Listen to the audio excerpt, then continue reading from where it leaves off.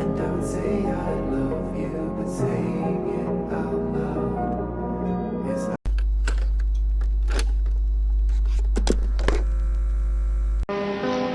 I really want to. I got some bad ideas in my head. I want to say stop trying to force it, because I think what's meant for you is meant for you. Is going to happen for you. I think we run into the problem of being impatient, of not knowing our worth and settling for anything. Because God be blocking blessings if you don't let people from around you. Like, you want to fly, you got to give up the shit that weighs you down. And people will be boulders on your shoulders, and they're fine with taking everything and giving you nothing. On really believing in people and situations when those situations and people are continuously hurting you and showing you that they don't want to be there. And they're not saying it outright, but by their actions, they're not helping you progress. And what I've seen over the time when people continually trying to make it work with these people, you can see physical, mental changes in them that does irreparable damage, and they can't come back from that sometimes. I think sometimes when things are removed from you, it's tough because you put so much time in and you wanted it to work so badly, you feel like you wasted your time. But I think we gotta reframe it and look at it from a different way, a different angle, where I gained things from this situation, but I lost things because I got free, because I learned the lesson out of that situation. And I don't know if I really believe in the idea that you get the same lesson over and over till you understand what's going on. Like, the same thing, the same situation will keep showing up in your life until you understand the lesson. But what I do see is that people put themselves in the same situation with people and expect different outcomes, right? And I think that when you start to lose the value in yourself, you fall for anything. When you start to lose the value in yourself, you don't meet the people you need to meet. When you don't start to see who you are as a person, start to know you, and start to figure out what you want, how you want to move in life, a lot of unfortunate and misfortunate things happen in your life. And I find that to be sad, because I feel like when you understand that you're the main character in your story, and you're writing your book on your story by the actions you take, by the people you allow in your life, and you can make it whatever you want to make it. And I think, at least for me, I never want people to leave my life. I want everybody to stay in my life. I want everybody to be happy in my life. I was okay making room for people in my life.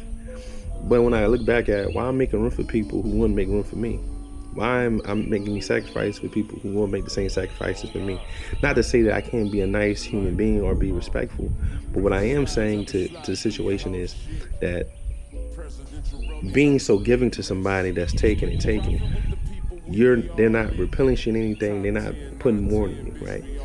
And I know when I'm not talking about spirituality, but you give so much to God, give God triple it back to you, right? When you got somebody that really loves you, that's really for you, when you pour that love into them, it's almost like they overwhelmingly want to get that love back to you. But when you pour love into somebody that's constantly fighting against you, or putting love into a situation that's constantly fighting against you, your life force, your spiritual energy, your essence, your ego, everything about you is being dumped out, and it's not being replenished. And trying to replenishing it, try to regain that type of energy every day is stressful.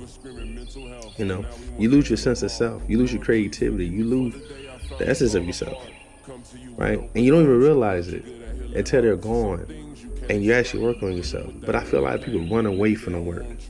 I feel like a lot of people run away from trying to work on themselves. I think a lot of people just, this distraction of the world, the internet, the algorithms of the world help you to escape and not really deal with the mundane, stressful situation. I think people don't want to go through stressful situations because it's stressful. But I think that's what makes you, the pain, the struggle in it, right? I think that's why some celebrities are so polarizing, because they go through the struggle and they get out on the side, and you wanted that story to be you, but what they go through and what it is to go through and the struggle, a lot of people don't want to go through that. We wanted an easy route, relaxing route, but I think that relaxing route, man, it makes you soft. It doesn't challenge your character. It doesn't challenge what you work for and what you stand on. It challenges your morality, and I'm a basketball coach, like a part-time basketball coach, and I hate like the boring games when we beat the teams by 50. I like the challenging games to see if I can coach, see if I can help my team win, see if I can motivate my kids to really do better. It really shows what type of coach you are in those type tough situations, you know?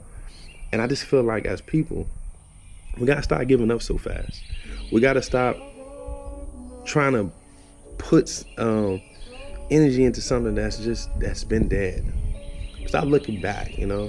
Because when you look back, it's nothing for you there, you know? Move forward, regardless if you got people around you or not. You got you. And I need people to start realizing that you gotta start having you before you have anybody else, you know?